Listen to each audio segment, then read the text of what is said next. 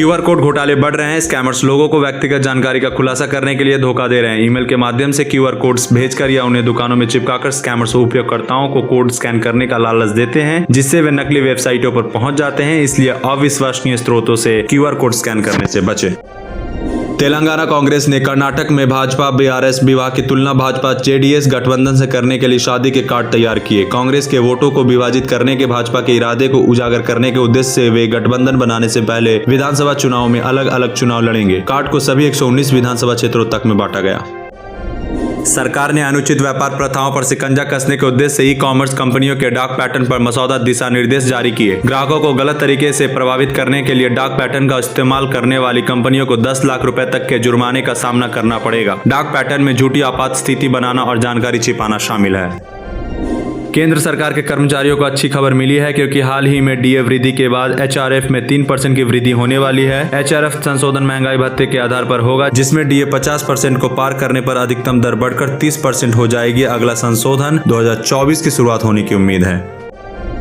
गुजरात में सूरत नगर निगम एक बार फिर विवादों में घिर गया है, क्योंकि एक आरटीआई से शहर में आवारा कुत्ते की संख्या के बारे में एक चौंकाने वाला सच सामने आया है। आधिकारिक तौर पर 2700 आवारा कुत्ते हैं, लेकिन निगम का दावा है कि उसने 30,000 कुत्ते को पकड़ा है और नसबंदी प्रक्रिया में करोड़ों खर्च किए हैं। विस्थापित निर्मल ब्लॉक और आमबाग में निर्माणाधीन भवन बनाने के मामले में मसूरी देहरादून विकास प्राधिकरण MDDA ने भाजपा सांसद साक्षी महाराज के खिलाफ नोटिस जारी किया है। साक्षी महाराज और 4 अन्य को नोटिस का जवाब देने के लिए 15 दिन का समय दिया गया है और ऐसा नहीं करने पर विध्वंस की कार्रवाई की जाएगी।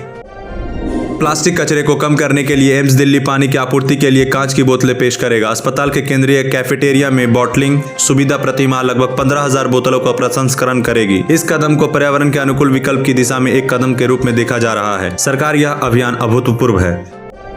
Post office time deposit scheme SBI की तुलना में अधिक ब्याज दर प्रदान करती है, जिसमें 5 साल की जमा पर 7.5% वार्षिक ब्याज दर है। इस स्कीम में निवेश करने पर आपका पैसा दोगुना होने में लगभग 114 महीने का समय लगेगा। कर छूट और नामांकन सुविधाओं के साथ यह आपके पैसे रखने के लिए एक सुरक्षित विकल्प है।